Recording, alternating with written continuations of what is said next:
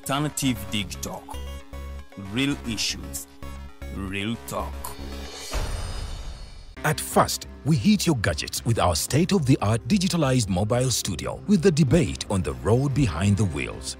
Later, we launched our magnificent studios located on Plot 1A, Sawagude Close, Lukulinanganda, Machindye, Kampala, where we bring to you our must-watch shows like The Mighty Drive, Monday to Friday, 8 a.m., Hotline, Mondays, 7 p.m. As for legal matters, Twins at Bar, Tuesdays, 11 a.m., Wednesdays, 6 p.m. is Afro-Caribbean Link, where we connect Africa with the Caribbean. Voltage on Thursdays, 7 p.m., featuring a youthful panel. Interface with Dr. Kiza Besije every Friday, 12 p.m. with his call to action against injustices. Snap Talk, Saturdays, 6 p.m. with the trio. A must-watch, The Political Dice, Sundays, 8 p.m. with the duo that never stammers, and so much more. Watch us live on all our social media platforms. We are the Alternative Digitalk. Real issues, real talk. Hi, welcome to The Political Dice. It's controversial, purely political, well researched, accurate and global. Oyagala bya parliament oba council. Yes, State House oba ghetto. Ani ayuga ku ground. Ani gwe babuze. Okimanyi nga Dr. Kiza Besije alesa amaanyi. Olwofadda bafutoli abateesemu obuvaazi. Oba yo DP eri kuki? Olwojema. Bano ba MKCG bo baddawa. Abo bafuna CDF baamala tebabanja. Olwo baba ate bange bali kuki? Abo bo akina kulabisa simanyanga posturing tebabiri mbali mu structure building. Naye ate ono ye. Ani oyo oba? Yali kuki? Oyo tumuleketa gampanyiga mawu. Ebe ndabena birindira no kuda Political Dice ku the Alternative Digital nange teditenja ewamune. Farida Bikobere Buli wa Sunday sawa 2.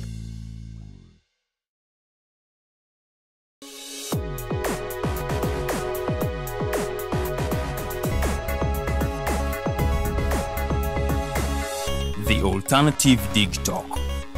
Real issues, real talk.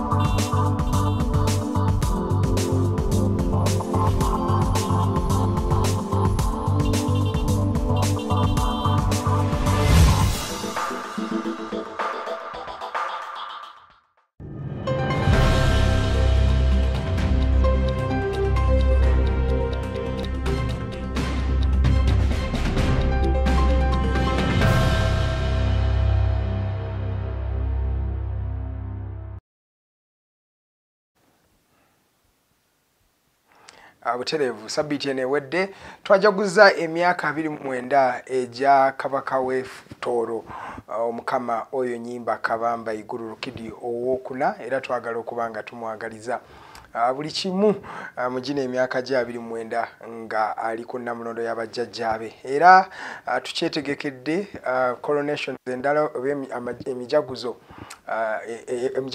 emirala kubanga tuina ne coronation enatera okutuuka eya Bunyoro Kitara Kingdom era nawo twagala okubanga tujagulizana wamu nabo era tujja kuba twogerako ne ku coronation ya Gabula Kyabazinga Gabula Wilberforce Nadope owokuna kwegamba tuli mu sabiti ya kujaguza Bwakabaka mu Uganda era olunaku olwaleero njaga twogere ku nsonga ezo n'ensonga endala kubanga ne sabiti ene ewedde olunaku lwadde lwaggulu twali tujaguza amazaalibwa ga president w'eggwanga lino erya Uganda Yoweri Kaguta Museveni ayingidde n'emyaka 8 si bulijjo nti osanga omufirika asobola okuwangala paka ku myaka egyo biki byalina okubanga asinziirako naddala nga wezize gino emyaka 8 ensonga ki ezikyaganya ate ensonga ki zisobola okugamba nti zinazikoze bulungi tujja kuba tutunulya ensonga ezo nga tuteeka mu torch oba olumuli zonna ebirala ebigenda mu maaso mu ggwanga mbaniriza wano ku Digital TV amannya nze Edgar Matthew Karuhanga ndi muweereza wano era tubeerawo nammwe buli lunaku lwa Monday paka ku lunaku olwokutaano ffe twasalawo okutandika ssaawa 2 paka ku ssaawa 4 nga tunyumyamu naawe ku bice ebyo bigenda mu maaso nga ffe tusuubira nti bw'onaafuna bino ebigambo bye tuba twogera Osobola okubanga naawe ofunamu ekyokuyiga ate nze nsiba nga mbakkatiriza oba nga mbagamba towuliza bigambo byogerwa mimwa gino nedda kibeera ky'amaanyi nnyo okuwuliriza emboozi ebeenyumizibwa ebigambo bino so totunuya semantics abyogedde atya akoseza lulimi ki naye jjamu ekyokuyiga mu byonna bye baba boogedde ffe tusuubira nti ffenna tusobola okuba nga tweyigirako jjukira amagezi gaba muliro gakubula ewuwo oba osobola okugenda ewa munno n'ofunako ku muliro mu mbeera eyo yennyini amaanyi mbagambye nze Edgar Matthew Karuhange no program bagiyita The Mighty Drive show gy'otunuulira bagiyita The Mighty Drive show era TV gy'oli mu kulaba ye Digital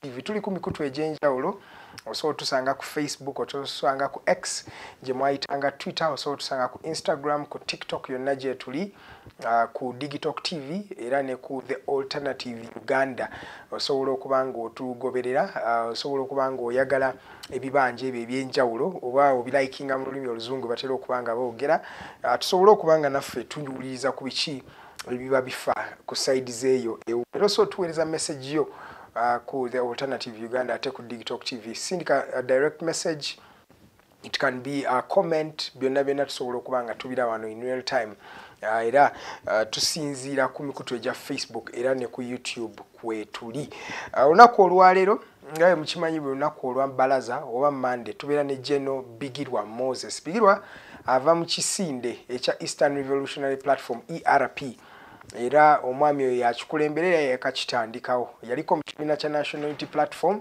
era bingi byayogedde mu mbeera eyo naye olunaku olwali tugenda kubeera naye era temusubwa mu ddakiika zino entono tujja kuba tunyumyamu naye era tugenda kusinziira ku nsonga ez'enjawulo kyetusobola okukola nabagambye edda weereza ebibuuzo byo byeyagala omwami oyo addemu tujja kuba nga tubiddamu nga we tugenda maaso ne program eno munzikirize ntandikeko ku mawulire agabadde gye mutabadde sabbiiti eyo ewedde waliwo ekiteeso ekyayise mu Ministry ya Finance era nga kiyita mu Minister wa Finance omwami Matiya Kaseija. Matiya yakakasizza nti okutandika mu mwaka ogw'ebyensimbi ogujja njogera mu financial year ya 2025-2026 jukira tutandika omwaka gwaffe mu Uganda wano mu mwezi ogwa Kasambula oba July so okutandika mu mwaka gwa 2025 mu mwezi ogwa July oba mu mwezi ogwa Kasambula tugenda kubanga tuyina ebibuga kyewaliise cities ebijja ebigenda okubanga bitandika okubanga bikolebwa bitandika okubeera operational mu ggwanga lino omwami Matiya Kaseija yakakasizza nti ebibuga bye tulina wa cities empya okugenda kubeerako Entebbe ejjukire badde municipality kati egenda kubanga efuuka city mulimu Wakiso mulimu Moroto mulimu Kabale mulimu ne Nakasongola kino nno kyasaliddwawo Ministry of Finance waddenga ekyatwewunyisiza twalabye nga waliwo remarks ezakoleddwa Permanent Secretary wa Ministry of Finance omwami Professor Ramadhan Ngobi nga yagamba nti kino tekinnakakasibwa era yatugambye disregard naye ate n'ogenda ku website ya Ministry of Finance amawulire gano ogasangayo kwegamba katwade tubuuza where is the harmonization kiriwo ekyakakasiddwa okuva mu Ministry of Finance kwa amawulire ge twafunye sabbiiti eyo wedde lunaku ndoza lwali lwakuna nga batukakasa nti bino ebibuga bigenda kutandika okubeera operational next year naye kye twebuuza tumanyi kitegeeza ebibuga bino bibira operational kubanga wongerawo budget ez'enjawulo ez'abantu ab'enjawulo jjukira buli kibuga kyetaaga okubeerako ne nga olaba Lord Mayor w'ekibuga mu bibuga eby'enjawulo bwetaaga okubeerako kabineeti ye kwegamba zonna zino zibeera nsimbi z'obeera oli mu kwongera ku nsonga ezo oba mu districts ezo oba ozifudde ebibuga ate jjukira emabegakaawo basanctioninga ebibuga ebijja twali tuyingira akalulu ka 2021 ne basanctioninga ebibuga ndoza kwaliko ekyamasaka kwaliko ekyembaale kwaliko ebibuga ebyenjawulo I think kwaliko ne Porto Tourism City ne Mbarara City yes ndoza bye ebibuga kuliko n'ekirala awo biba sanctioninga okubanga nabyo bitandika okubeera operation waddenga babiwa kye wayita city status oba okubifuula ebibuga budgets zasigala ku municipality level era kyekyo ekizibu kye twafusangako mu district ye Fort Portal ndoza mujjukira akulembera district eyo yavaayo n'akakasa nti yes mwatufuula city naye city mwagitufuula lwalinnya temwatuwa bintu byennyini bifuula district city. In terms of budgeting, sente temwazongeza naye ate ne mutuwa city status. Kwegamba bali babuuza city tugifuna mu bigambo byokka. So bwebo buli pagano obuli mu nsonga z'okufuula districts ezimu cities. Kati tuba tutandise okubanga tuyingira financial ya eneddako egenda okubanga asharinga mu kalulu akaddako ate tuwa ebibuge districts endala city status. Are we doing this as a political statement oba according to research gye tukoze tukakasiza nti zino districts zituuse ku level esobola okugamba mbu zisobola okusigala nga zisobola operating nga cities ate nga ziri districts. So gamba bebe tukyali mu kubanga tukubaganyako ebirowoozo era twagala kutufune a roadmap oba engeri munamutayiika eraga engeri gye bigenda okubanga bitambula mu bino ebibuga batulage ssente ze bagenda okubanga babiwa engeri gye bigenda okubanga bitandika okubeera operational, really operational cities, not just giving districts titles that are actually don't needed. Naye ge gamawulire ge twafunye okuva mu Ministry of Finance nkiddamu nti permanent secretary wa ministry eno omwami Ramadhan Ngobye byewakanye n'agamba nti gana amawulire si matuufu naye wogenda ku website eya Ministry of Finance Planning and Economic Development eya Uganda ogenda kusangayo buno obubaka nga bukakasa nti okuva mu mwaka ogujja okutandika n'omwaka ogujja mu mwezi ogwakasambula tugenda kubanga tufuna ebibuga ebijja 5 Abannayuganda bagenda okubanga beeyagaliramu. Tuveeko kaawo tugende kondoza mu kitongole ekya Uganda Coffee Development Authority. Ekitongole kino kyekyaweebwa obuyinza okubanga kikulemberamu ensonga zonna ez'emmwanyi mu ggwanga lya Uganda. Emabega kaawo President Museveni yajja n'akakasa eggwanga nti tugenda kukola kye waayise maaja oba okugatta ku bitongole ebyenjawulo ekigenda okubanga kireetawo okukendeeza ku nsaasaanya y'ensimbi za gavumenti naddala mu bitongole bino. Kino kyasinziira ku nsonga egamba nti ebitongole ebimu byaweebwa independent status naye ate ng'oluusi emirimu gye bikola gy'emirimu emirala ministry oba ebitongole ebirala gye bikola. So basinziira ku nsonga eyo ne bakakasa nti organizations ez'enjawulo oba ebitongole ebyenjawulo bigenda kubanga bigattibwa. Bino bigenda kubanga bigattibwa okukendeeza ku budget okwenforcinga fiscal discipline ate n'okubanga byonna harmonization ya duties eri mu kifo kimu. Kati mu nsonga eyo baali bakakasiza nti ebimu ku bitongole bigenda kubanga bigattibwa kwe kwali kino ekya Uganda Coffee Development Authority naye ababaka ab'enjawulo baalaga obutali bumativu bwabwe ku lwa decision eno era bagize mabega oba bagiholtinze. Wetwogerera nga Uganda Coffee Development Authority egenda sigala nga ekyali ntongole nga yo okumala emyaka emirala 3. Eno nno egenda kubeera n'ekitongole ekya kye bayita NITAU abakimanyi kiri mu Ministry of ICT eyo nakyo kigenda sigala nga kitongole. Bino byebitongole ebibiri oba organizations oba agencies, in fact aziyite government agencies ezigenda osigala nga ziri independent. Kino nno kyekyakakasiddwa olunaku lwabadde luwaggulu. In fact nga twogera ku lunaku olweggulo ku dakika zino 15 ezakayita ku ssaawa 2 ez'okumakya President Yoweri Museveni president w'eggwanga lino yajaguzza emyaka 8 ng'ali ku bulamu buno obw'ensi eno. Mu mbeera eyo President Museveni yabadde mu district ye Nakaseke nga gyasinzira okubanga ajaguza mazaalibwa ge era yavudde awo n'akakasa oba n'asaba abantu beeyo okubanga beetanira ensonga ya okwejja mu bwavu. Yabasabye mwettanira ensonga za parish development model kubanga ensimbi weeziri bannayuganda ze basobola okubanga bettanira okubanga bejja mu bwavu. President Museveni yajja mu bukulembeze bw'eggwanga lino mu mwaka gwali gwa 1986 era we twogerera nga Entebbe agimazeeko emyaka 38 bweddunga akulembera bannayuganda. Abantu ab'enjawulo basobodde okubanga celebrating president ono era obubaka obw'enjawulo bwabadde bw'amaanyi mu bitundu ebyenjawulo eby'eggwanga n'abantu basse kino omunafu tusinziira ku nsonga eyo okubanga tumwagaliza a very happy birthday president w'eggwanga lino okuweza emyaka 8 naddala ng'obeera mu Africa ekintu ekito kitwala nga kitono era twagala okubanga tujaguliza wamu n'omwami oyo President Yoweri Kaguta Museveni. mu nsonga endala nga maliriza eddakiika ninayo ntono munzikirize njogereko ku loan apps. Waliwo enkola ensangi zino abavubuka gye bettanidde ey'okufuna ensimbi naddala loans nga bazijja ku masimu gaabwe era apps ez'enjawulo zabadde designed nga zisobola okubawa loans. Naye app zino bagenza okuba nga bazeetegereza enkola yaazo ziri a bit exploitative in nature nti zirina engeri gye zijjamu gye zikenenulamu munnayuganda ensimbi ze, especially in terms of interest rates. Rates ze bateeka ku loans zino zibeera za waggulu nnyo, engeri gye babanjamu, requirements ze bajjako bannayuganda okuba nga babakkiriza okugyayo loans.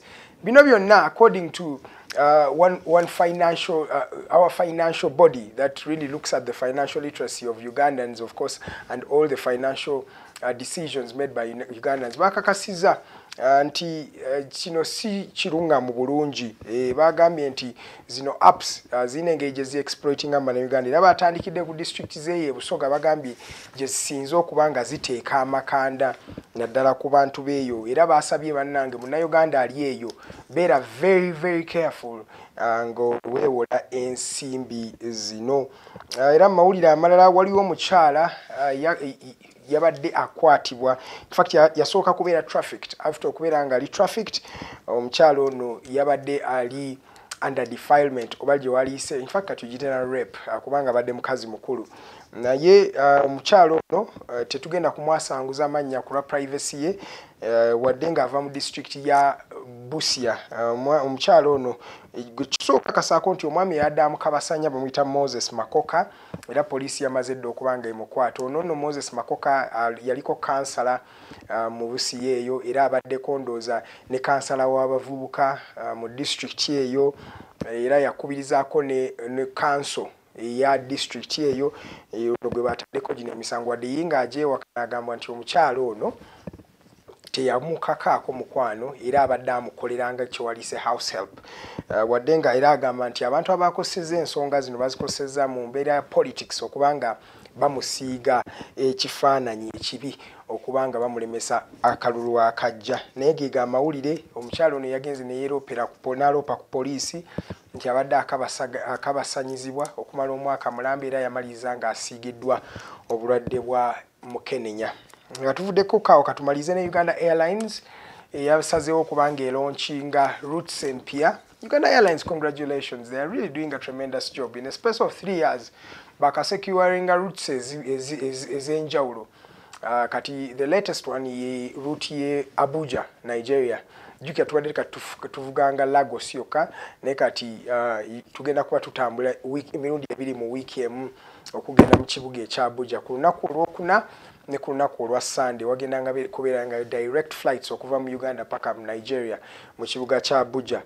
Jukira Uganda Airlines kati esobola okuba nga egenda direct paka India, ekola direct flights paka South Africa, bakola direct flights Kinshasa n'ebibuga ebyenjawulo. So twagala okuba nga tukomendinga Uganda Airlines ku routes zino empya. Nalabyeko nti at the end of this year, I think on the beginning of next year, tugenda kuba tukola direct routes mu London, mu Brussels, direct mu Europe. Ekikulaga nti Uganda Airlines etandise okuba nga expandinga mu mbeera eyo yennyini. Andoza gega amawulire bannange muzikirize nkome wano. Mbadde nyinayo n'emboozi y'omwana omu eyafudde ekirwadde kya rabies mu district y'e Kabale eyo. Mubeere very careful. Ekirwadde kino oba tokitreatinze mu nnaku 2 after 48 hours kibeera very very vital. Ekirwadde kya rabies kispreadingibwa embwa kasitebanga erwadde rabies n'ekuluma olwala ekirwadde kibayita rabies. Kino ekirwadde kitta mangu mu nnaku nga 2 oba tofunye bujjanjabi nga buli very very immediate oba osobola okufa kubanga wali omukyala yafiiriddwako mutabani we bamuyita Angel amanya byona yafudde okuva mu district y'e Kabale oluvannyuma lw'embwa okubanga emuluma. Embwa yabadde erwadde kino ekirwadde ekya rabies. Maybe tumalize n'ensonga ya president yakakasiza nti NUP yamubba obululu miliyoni namba mu kalulu ka 2021. Kino nno kisanyusiza bangi n'agamba emba muwakana NUP mutwale mu kooti ajja kubanga ajjayo obujulizi bwonna obukakasa nti no NUP yamubba akalulu. Juka ne NUP yennyini etugambye nti President Museveni yamubba akalulu kati ani gwe tuba tukkiriza ani yabba munne gega amawulire ge tusobodde okuba nga tuba tusaako leka tuwumulemu katono wetukomawo tugenda kwegattibwako omwami General Bigirwa Moses ava mu kisinde ekya Eastern Revolutionary Platform ate n'omukyala Farida Bikobere tugenda nyumyamu nammwe paka ku ssaawa 4 eza Kalasa Mayanzi nze Edgar Matthew Karuhanga eno program gye bayita Mighty Drive katugende tuwumulemu katono wetukomawo tugenda kutandikira ku nsonga ezo.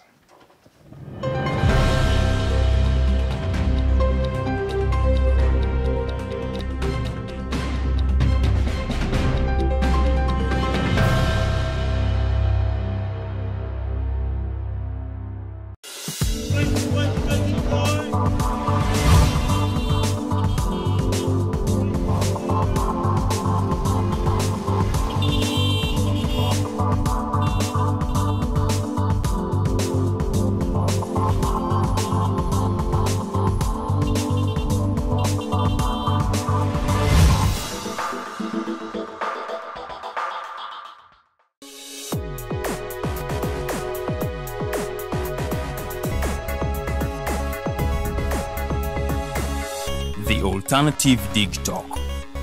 Real issues, real talk. At first, we hit your gadgets with our state-of-the-art digitalized mobile studio with the debate on the road behind the wheels. Later, we launched our magnificent studios located on Plot 1A, Sewagude Close, Lukulinanganda, Machindye, Kampala, where we bring to you our must-watch shows like The Mighty Drive, Monday to Friday, 8 a.m., Hotline, Mondays, 7 p.m. As for legal matters, Twins at Bar, Tuesdays, 11 a.m. Wednesdays, 6 p.m. is Afro-Caribbean Link, where we connect Africa with the Caribbean. Voltage on Thursdays, 7 p.m., featuring a youthful panel. Interface with Dr. Kiza Besije every Friday, 12 p.m. with his call to action against injustices. Snap Talk, Saturdays, 6 p.m. with the trio. A must-watch, The Political Dice, Sundays, 8 p.m. with the duo that never stammers, and so much more. Watch us live on all our social media platforms. We are The Alternative Digitalk. Real issues, real talk. Hey Teddy, have you noticed how little attention science and health issues get in the media? Totally, Edgar, yet science information is very important. Yeah, for sure. That's why the Health Journalists Network is here. How can they help? They are a group of journalists dedicated to advancing public understanding of healthcare issues through impactful reporting on health and science. Oh, really? Yes, they meet up every month with scientists and researchers, policymakers, and activists at the Science Media Cafes. They then relay what they discuss to the public. Does that benefit us? Oh yes, very much so. This helps with health and science literacy for a healthy Ugandan society. Okay. I love getting informed about science and health issues. Health information makes all the difference between life and death. I'll look them up and engage them. That's great. They are based all over the country. Oh, okay. That's interesting, and they should be making real impact. They are empowering health communities through journalism. Journalists can save lives just like doctors. Hi, Rogers. Can I ask you something? Shoot. What does corruption mean? Well, summarily, corruption is abuse of public power for personal gain or for the benefit of a group to which one owes allegiance. For example, when a public office is abused by an official accepting or soliciting a bribe. By the way, private people can be corrupt too, like bribing police officers to escape fines. Okay. So exactly how does that concern me? Well, do you pay taxes? I guess, yeah. What does that have to do with this? Everything. Because those taxes you pay are supposed to facilitate services you use, like water, electricity, roads construction, medicines in hospitals, name it. Okay, that is much bigger than I thought. But it can be stopped, right? Well, yes it can, although it may not be as easy as it sounds. And here is the reason why. Corruption roots are grounded in our country's social,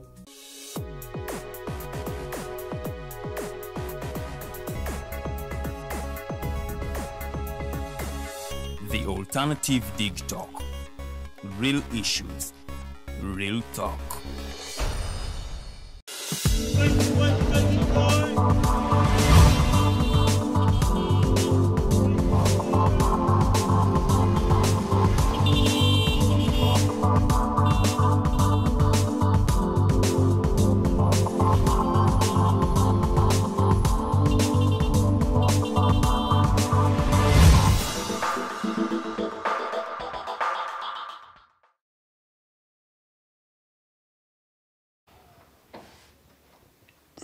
mukulikeyo basebo ne banyabo mukuumulamu okwo nze Edgar Matthew Karuhanga gwe yakannegattako program gy'oli mukulaba bagiyita The Mighty Drive Show ebeerayo buli lunaku lwa Monday paka ku lunaku olwokutaano tutandika ku ssaawa 2 paka ku ssaawa 4 ez'akalasamayanzi nga tunyumyamu nammwe tubabulya biki ebiba gye mubadde osobola tuweereza message yo ng'oyita ku mikutu gyaffe egy'enjawulo at The Alternative Uganda at Digital TV weereza message yo oba olina ekibuuzo kyonna ng'oyagala omwami Genobigirwa Moses akiddemu olina comment yonna olina nsonga yonna gy'osuubira oba gy'owali badde oyagala ayogereko osobola okuba nga ogitusindikira ng'oyita mu mikutu egyo nga sinakwaniriza Genobigirwa Moses munzikirize ennyaniza omukyala Farida Bikobere wasuza otya nnyabo tukwaniriza nasuze bulungi alhamdulillah owasuza otya mukulu Edgar Matthew nasuze bulungi sinabuze bulungi abewo bali okay gye bali bulungi nenga gye bali wewe bulungi nyakubalamusaako abatukeereddeko ku The Alternative Digital oba abali mukutulabira ku The Alternative Uganda kansuubire nti muli bulungi erize Monday munaye omwaka tugutambulira ddala omwezi gwa September makati twayiseewo dda kati tubala bubazi a few months to the end of 2024 awono tuyingire 2025 ffe abeesonza akalulu katandika okutunyumira naye gwe munnange oyagala kwesimbawo olina gwogoberera kale gwe oli mugoberezi I follower olowooza beeteeseteese okubanga ate tuyingira akalulu ka 2026 ekibuuzo kikyo sobola okubanga ate kikutuulamu abamu mujja ku endi wano nga lwokuba mulina akasente ne mulowooza nti mugenda kugula everyone naye olowooza bwe ebintu bwe bityo bwe birina okubanga bikolebwa abamu mubba obululu President Museveni was talking about it last week kagamba aba NUP mwamba obululu 10 lulamba era n'atugamba tukakasa sorry yeah, 1 million 1 million n'atukakasa bulungi nnyo nti he has evidence. If you feel attacked, you can take him to court. Mugende mugambe nti Museveni yatugambye nti twabbi obululu. He will bring the evidence eraga nti abasajja bamubba obululu. Neno bagambye nti bamusonyiye nawe tebagenda mutwala mu kooti. Lwaki osonyi watagala kusonyiibwa? I have a good heart about them. For my conscience, let me forgive them. Abalwakuba yagambye alina evidence. Omanyi bo bagenda mu court the first time maybe they didn't have evidence and they withdrew the case. And this time round you cannot take someone to court who has evidence. Nenga njagala okubaniriza program The Mighty Drive osobola okubanga ate weegatta ku discussion y'olunaku lwa leero wali eri ku The Alternative Uganda ku YouTube oba The Alternative Uganda ku Facebook and Digital TV ojja kubanga ate otunyumirwa bulungi nnyo show oginyumirwe sharing opinions zo zijja kubanga ate mukwano zijibwayo mu comment section omukulu abeereko ne kyazigattako oba kyazijjako. You are entitled by the way to your own opinions teri akutiisatiisa ate n'ekirala don't be influenced to having opinions that are not yours but because someone you believe in believes that way.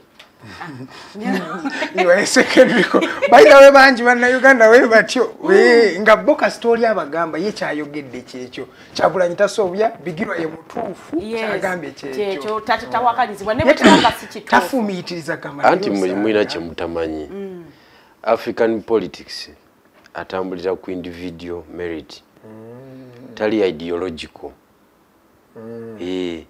kati wobo ino omusajja wo ow'amaanyi mu kitundu byabakiririzaamu byomba mukiririzaamu teri kuwakanya kati because wano tu drivingira ku strong individual togenda na bwongo obwo omusajja abawolowoleza byebimu tewaliwo ekyo sijja nakulimba. So it's just a Ugandan issue. Politics of tali structure. Kasambanga mwe muliko full stop muli details ndala so temuchewu ate sina politics yo ka generally negaba mawulire waliwo abantu nga bo just ye kasta gwo mugamba nze nyina mikono gyange ye wawulire ekintu akubira nze kasta ngamba kituufu ekyo kituufu ediga yogedde I get but that speaks about the quality of brains we have as Ugandans. Nze ndowooza olusi bannayuganda babuyabuya olowooza ki ku nsonga eyo? Era na twawadde ne debate nga waliwo ebibuuzo bibiri. Era njagala namwe mubiddemu wano. Obwongo obutakolangako n'obwongo bwali bukozeeko buliwo buli expensive. Oba ekintu ekitakolangako n'ekyali kikozeeko kiriwo ekiri expensive in your own understanding. Nze logic ngamba nje ekitakozeeko kino kyekibeera ekiri beta wasoma nze logic we ngamba kati bata Uganda tetulina kye twali tukozeeko neki kyova olaba we are very expensive. Buli president gwe tule anti kati wulira byatandise kibuuzo kikulemesa okukireke tokiwaako magezi. Tewaliwo bantu babisi mu nsonga z'ensi yonna nga bana Uganda. That's why omuntu ajja n'atukwata obujega for some good time nga yaba kutta obujega gwanga ddama n'alikwata bwati nga talita. Kakati tuli wano here we have Museveni, here we have Kyagulanyi. Gomanyi okubajja mu formation y'abo ababiri amaanyi ge weetaaga. Bonna bye bakola tebiriiyo. Bonna tebali ku mulamwa bombi. Naye okubajja mu play. Ne Kyagulanyi byakola tebiriiyo. Ate kati bigguka. Tebigguka. Naye bonna okubajja mu kisaawe. Omanyi kye weetaaga? That is the expensiveness je nkugambye. Kubanga tebigguka tekitegeeza mbu tebiriiyo. Anti nkugambye. Obwongo bwali ekintu kyali kikozeeko nekitakolangako kiriwo ekisinga ki okubeera expensive. Gomayo abantu abasobola okulonda ebintu kambireko ebimu mwazize muteba ssebo ne banyabo mwebale mirimu gye mujja kunkyaya abantu ate mumusigale wano nga Jeno busoga etya muli mutye busoga tutambula katwala omukisa guno okuyozayoza obusoga twabaire n'omukolo ogw'amaanyi ennyo ssebo ku lwokutaano lwa wiiki ewedde waire omumbedda Friday community yaboneikeku aife twamukiikirire kirungi alhamdulillah twawayiya ni baba era nga woliibona twakuziiza yaweziza emyaka 10 ng'atiime ku ntebe eyabadadabe ng'alamula obusoga twabaire mu disitulikiti ya Buyende eyo ewaka yes era ebudadaabwe because Buyende eyo eri dominated by Banyoro and Banyoro they are the grandparents of the king. So omukolo gwabere gw'amaanyi ino all classes of people mu busoga bawaireyo cultural leaders, religious leaders, ife actors mu byobufuzi abataboneike ni ba MP okuva mu Eastern Region MP Busoga walabiseeko basatu sitting MP. It is very unfortunate. Region has a couple of members. They are 40. Around 40. They are 40 in numbers. But twabaddeko n'abana actually. Twabaddeko n'abana ababaddewo in person. It is very unfortunate era ndikwenda baba ensonga yagitwala engankulu ino. Yena ayina otandika okutambula n'abakulembeze abatambula naye. Okay? Abatambula naye mu mbeera. Because this is leadership. This is politics and this is it's about influencing things in the society and in the management. So kati kitegezo ino kutambula nababo kabaka wao tayinza kola kolongo coronation ababaka bene batagwayo mpulira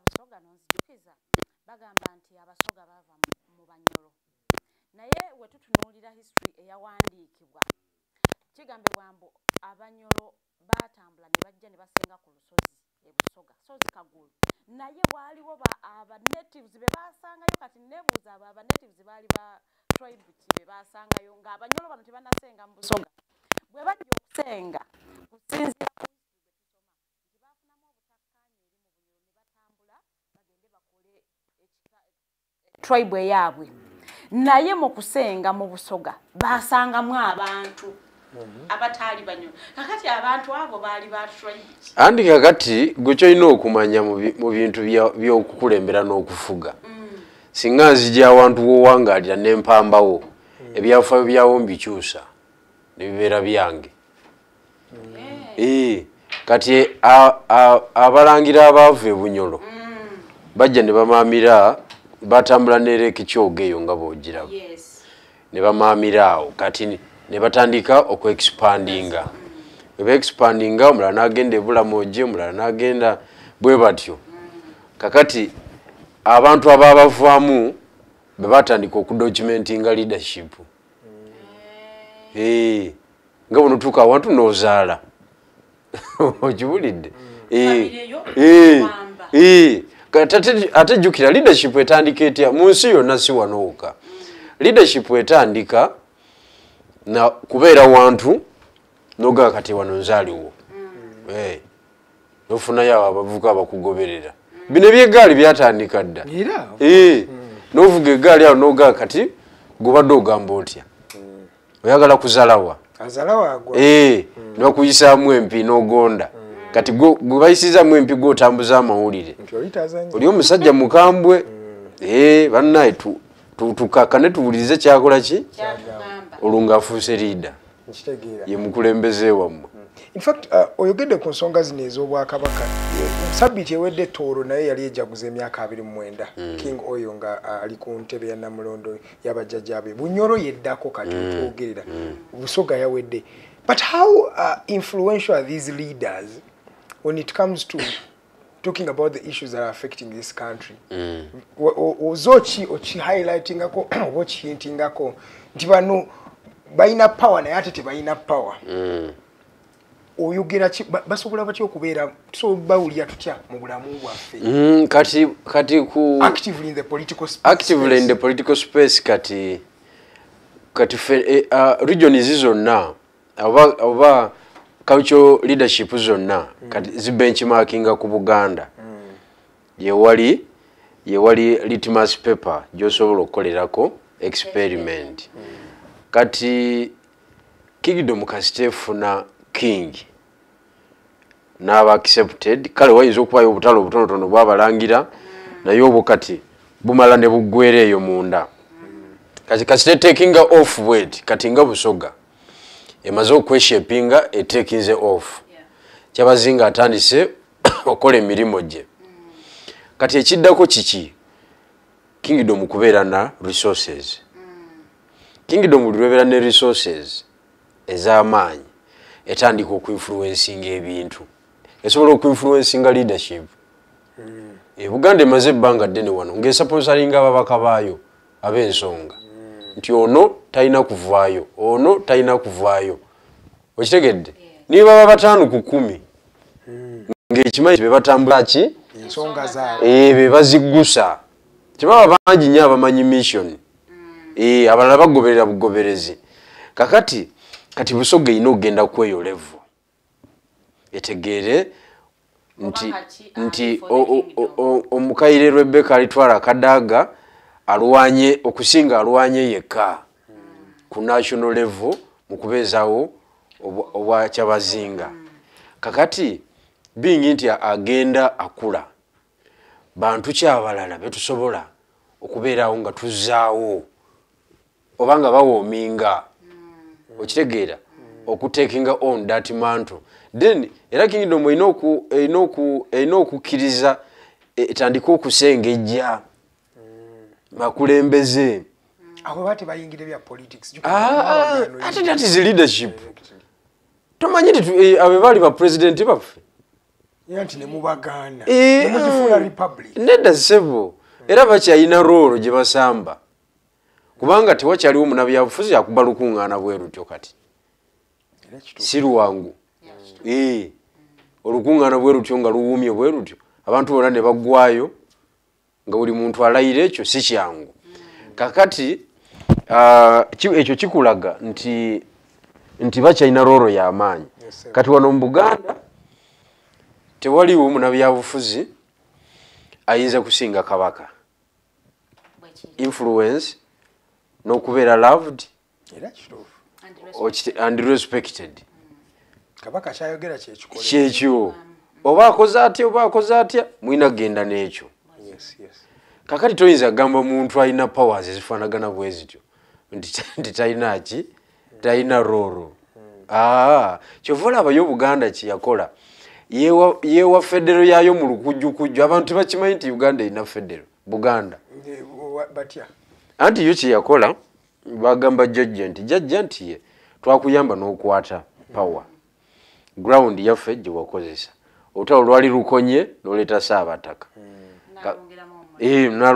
naluwa vibe kakati katutandika okukola ebyaffe solooza naffe bwe tusolooza mpola mpola ne bagiwa Buganda Land Board eyoka yeyina culture board ng'esolooza sente eno nsajja billions of money yeyoka buli mwaka ebeera ne marathon erimu ng'obuwumbi obwo bubiri bw'ensolooza busukkana actually bangamba 9 billion 9 billion zibakola mu ekyo yes kubanga main sponsorship yekayeka ateekamu billion nga 2 owa Airtel kakati eyo yonna income mu lukujjukujju eyina saakozi zaayo eyo bikyali ku sikero ntono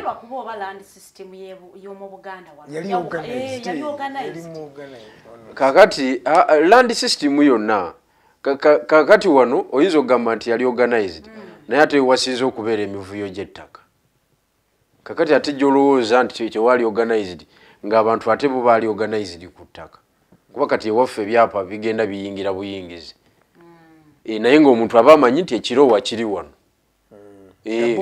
mwami gundi tobuzaabuza twakisimba wano ze naliwo okitegeera naliwo nga tusimba ekiroowa kino wakikyusa era nakkiriza era nakkiriza omuntu abeera ne square mile namba ebusoga nga talina kyapa naye nga talina nkayana nenki n'omuntu naye jangu wano awali ebyapa olabe kyapa kimu kiri ebyapa 3 ku ttaka eri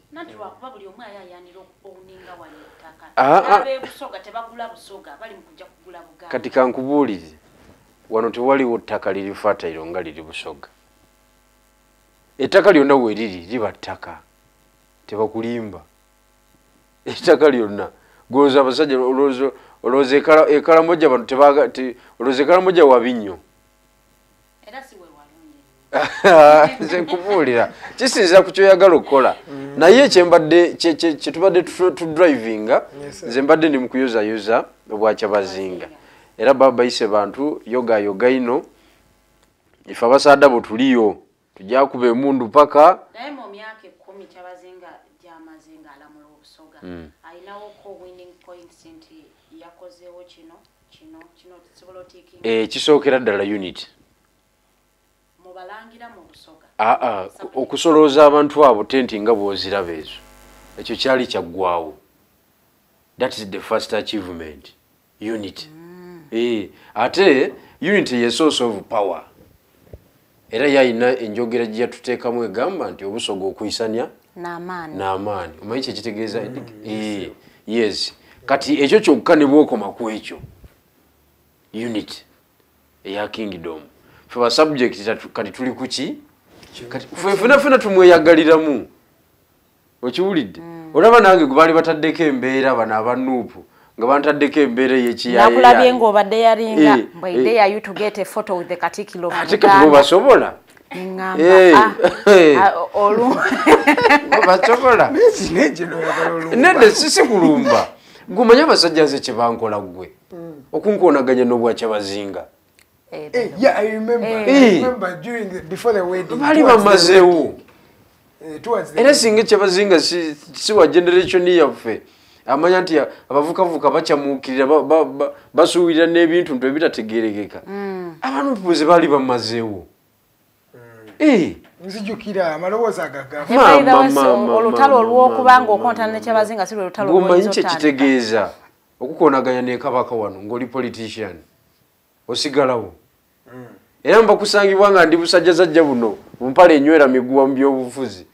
Singa ndi mabikajjo. Kati wadde n'ekifaananyi n'ekyabazinga. Ensonga zaggwadde ez'omu lubiri. Eyo tesobola kubyogerako. Byaggwadde tutambuza kati tuli mukunga abantu kati busoga etambula. Omukolo gwabadde ku kaale wammwe. Omukolo gwabadde eri mu district yange y'Obujjajja. Era nabadde awo ku mwanjo ng'ebintu tubikola ki? Nga nabalabye ne Katokkiro. Tubitambuza. Kaneme kosa kigambo kwesibako. Ogenda gamba mbu yabeesibako. Bebeesibako kyabazinga. Kyabazinga like one would say alininga nnyo kusaidia central government. No. Kabaka yagenda n'alaba jjajja. Emirusi gumusebisa. Abaganda bamuvaako. Abaganda bamuvaako. Kati kyabazinga